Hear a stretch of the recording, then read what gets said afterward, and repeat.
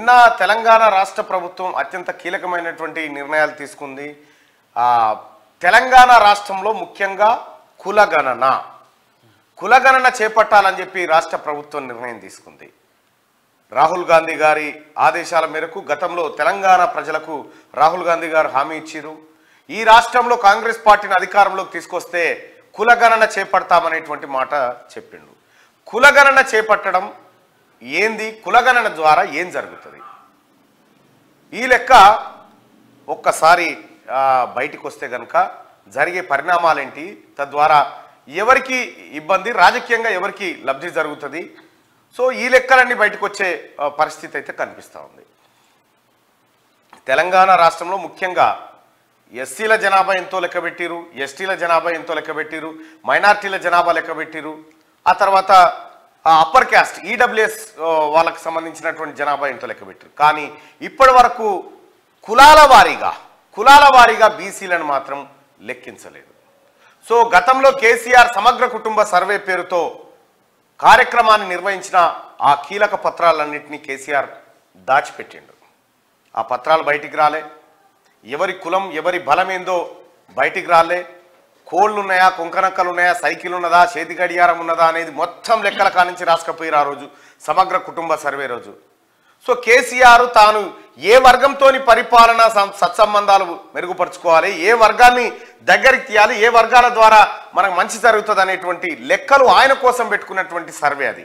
అదేదో జనాన్ని ఉద్ధరించిన సర్వే కాదు. కానీ ఇప్పుడున్నటువంటి రాష్ట్ర ప్రభుత్వం, కాంగ్రెస్ పార్టీ ప్రభుత్వం, ముఖ్యమంత్రి రేవంత్ రెడ్డి గారి సారథ్యంలో ఉన్నటువంటి ప్రభుత్వం కులాలను కులం లెక్కబెట్టేటువంటి కార్యక్రమాన్ని చేయబోతా ఉంది.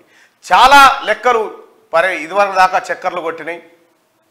ఒకరోజు కేసీఆర్ చెప్పిండు ముదిరాజులు 50 లక్షల మంది ఉన్నారు అని చెప్పి తటకున నోరు జారితే ఆ మాట బయటికి రాగానే సో నాలాంటి వాళ్ళు ఆ మాటను తీసుకొని ముదిరాజులకు ఏం జరగాలి, ఏం జరిగింది, ముదిరాజుల సంఖ్య ఎంత, బలం ఎంత అనేటువంటి అంశాలను ప్రజల ముందుకు తీసుకురావడం జరిగింది. వాళ్ళలో కొంత కదలికం స్టార్ట్ అయింది. సో అట్లా ముదిరాజులకు సంబంధించినటువంటి అంశం ఒకటే కాదు, ఇప్పుడు కులగణన చేపడితే అనేకమైనటువంటి అంశాలు తెర మీదకి వచ్చే అవకాశం ఉంది. ముఖ్యంగా చూసుకుందాం, ఒకసారి బోర్డు పెట్టాం. ముఖ్యంగా చూసుకోవాల్సినటువంటి అంశాలు ఏంటంటే కులగణన. ఇది గతంలో చేసారు కులగణన. ఎప్పుడు 1900 స్వాతంత్రం రాకముందుకు జరిగిన కులగణన జరిగింది. కానీ ఆ తర్వాత కులగణన ఎప్పుడు జరగలేదు.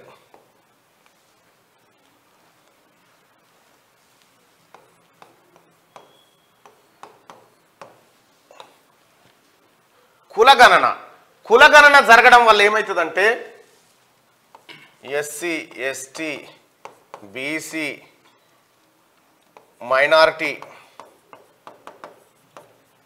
ఆ తర్వాత ఓసీ వీళ్ళు ఉన్నారు కదా, వీళ్ళ లెక్క ఏందో తెలిసింది, వీళ్ళ లెక్క తెలిసింది, వీళ్ళది తెలిసింది. కానీ వీళ్ళది ఇప్పటి వరకు ఏ ప్రభుత్వం కూడా బయట పెట్టట్లేదు బీసీల లెక్క. ఈ బీసీలలో అనేకమైనటువంటి కులాలు ఉన్నాయి. ముఖ్యంగా ప్రధానమైనటువంటి కులాలు ముదిరాజులు, మున్నూరు కాపులు, ఆ తర్వాత గౌడలు, యాదవులు, పద్మశాలీలు, ఇట్లా అనేకమైనటువంటి కులాలు ఇందులో ఉన్నాయి.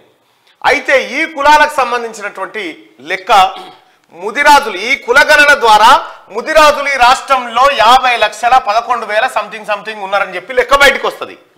ఆ తర్వాత మున్నూరు కాపులు ఎంతమంది ఉన్నారనే లెక్క బయటకు వస్తుంది, గౌడలు ఎంతమంది ఉన్నారో బయటకు వస్తుంది, యాదవులు ఎంతనో, పద్మశాలీలు ఎంత, సాకలి, మంగలి, కుమ్మరి, కమ్మరి, నాయి, బ్రాహ్మణ అందరికి సంబంధించినటువంటి లెక్కలు బయటకు వస్తాయి.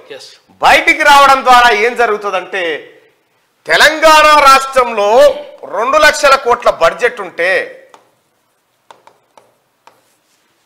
60% ఉన్నటువంటి ఈ బీసీలకు ఎంత ఖర్చు పెట్టాలనే లెక్క బయటకు వస్తుంది. ఎంత ఖర్చు పెట్టాలనే లెక్క బయటకు వస్తుంది. వీళ్ళందరిని లెక్కబెట్టి వీళ్ళనే ఎందుకు లెక్క పెట్టలేదంటే వీళ్ళలో గనుక వాళ్ళ బలం ఎంతో వాళ్ళకి తెలిస్తే వాళ్ళు రాజ్యాధికారం కావాలంటారన్న భయం పాలకుల్లో ఉండేది. కానీ వాళ్ళ కాంగ్రెస్ పార్టీ బీసీలు ముందడుగు వేయాల్సిందే, బీసీలకు న్యాయం జరగాల్సిందే అనేటువంటి నినాదాన్ని జాతీయ వ్యాప్తంగా ఎత్తుకున్నది కాంగ్రెస్ పార్టీ. అందులో భాగంగా రాహుల్ గాంధీ గారి హామీ, అలాగే ముఖ్యమంత్రి రేవంత్ రెడ్డి గారు, రాహుల్ గాంధీ గారు హైకమాండ్ ఆదేశాల మేరకు తెలంగాణ రాష్ట్రంలో కులగణన చేయాలని నిర్ణయించారు. కులగణన చేస్తే 50 లక్షల మంది ముదిరాజులు ఉన్నారు. సపోజ్ ఒక మాట, 50 లక్షల మంది ముదిరాజులుంటే తెలంగాణ రాష్ట్రంలో ఒక ఎమ్మెల్యే గెలవడానికి 2 లక్షల ఓట్లు చాలు. అంతే, 2 లక్షల ఓట్లు, 25 ఎమ్మెల్యేలు రావాలి మరి వాళ్ళకు. అంతే. ఇప్పుడు తెలంగాణ రాష్ట్రంలో ఉన్నటువంటి ముదిరాజులకు ఎన్ని దక్కినాయి? ఈ లెక్క, ఈ ఆలోచన బయటికి పుడుతుంది. సో తద్వారా ఏం జరుగుతుందంటే బీసీలకు రాజకీయ వాటా దొరికే అవకాశం ఉంటది. ఈ రాజకీయ వాటా ఏంది అని అంటే బాబాసాహెబ్ అంబేద్కర్ అప్పుడే చెప్పిండు, political power is master key అని. ఆ పొలిటికల్ పవర్ కనుక ఈ వర్గాలకు దొరికితే అప్పుడు ఈ వర్గాల పిల్లలు చదువుతున్న స్కూళ్ళు, కాలేజీలు, దవాఖానాలు అన్నీ బాగుపడతాయి అనేది ఆయన ఇంటెన్షన్. సో ఇదే జరగాలని చెప్పి ఏఐసిసి నేతలు గౌరవ రాహుల్ గాంధీ గారు కానీ, తర్వాత ఏఐసిసి పెద్దలు కానీ వీళ్ళందరూ కూడా కులగణన చేపడతామనేటువంటి మాట చెప్తా ఉన్నారు. ఈ కులగణన జరిగితే ఈ మంచి కార్యక్రమం జరుగుతుంది. ఇక్కడే గౌరవ ముఖ్యమంత్రి రేవంత్ రెడ్డి గారి పనితనం, ఆయన ఖచ్చితంగా కేంద్రం ఇచ్చినటువంటి, కేంద్ర నాయకత్వం ఇచ్చిన ఆదేశాలను పాటిస్తూ కులగణన చేపడతామనేటువంటి నిర్ణయానికి వచ్చారు.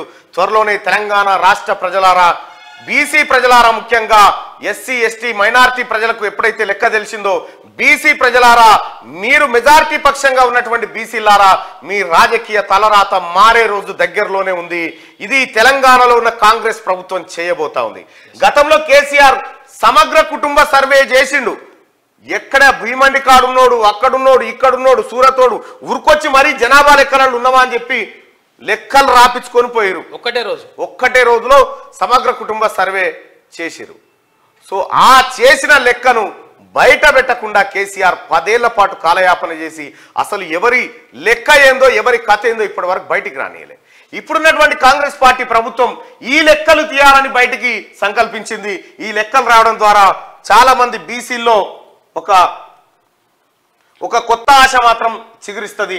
అదే త్వరలో కులగణన అనేటువంటి కార్యక్రమం ద్వారా చేయబోతుంది. ఇక మార్నింగ్ న్యూస్ లో మిగతా వార్తలు ఏమున్నాయి వెలుగు దినపత్రిక నుంచి స్టార్ట్ చేద్దాం. కులగణన చాలా ఇంపార్టెంట్. బీసీలారా, మంచి రోజులు వస్తున్నాయి, గుర్తుపెట్టుకోండి. బీసీలారా, మనల్ని ఈ దేశంలో ఉన్నటువంటి పులులెన్ని ఉన్నాయి అడవిలో, కొంగలెన్ని, కొంగనక్కలెన్ని ఉన్నాయని లెక్క పెట్టిరు, కానీ మనల్ని లెక్క పెట్టలే. ఇప్పుడు లెక్క పెట్టడానికి రాష్ట్ర ప్రభుత్వం సంకల్పించింది. ఆల్రెడీ బీహార్లో నితీష్ కుమార్ ప్రభుత్వం కులగణన చేసింది. బీసీలు 64% మంది ఉన్నారని చెప్పి తెలిసేసింది. ఇక్కడ ఏపీ ప్రభుత్వం జగన్మోహన్ రెడ్డి కూడా ఆ కులగణన చేపట్టింది. ఇంకా ఆ ఫలితాలు బయటికి విడుదల చేయలేదు. సో తెలంగాణ రాష్ట్రంలో కూడా కులగణన చేయబోతా ఉన్నారు. ఈ కులగణన ద్వారా బీసీలకు మంచి జరిగే అవకాశం ఉంది. అసలు నువ్వు ఎంతున్నా, నీ బలం ఎంతనో తెలిస్తే కదా ఎంత భూమ పెట్టాలి నీకు అనేది తెలిసేది. ఆ బలమే తెలవకుండా చేసిరు ఇన్ని రోజులు.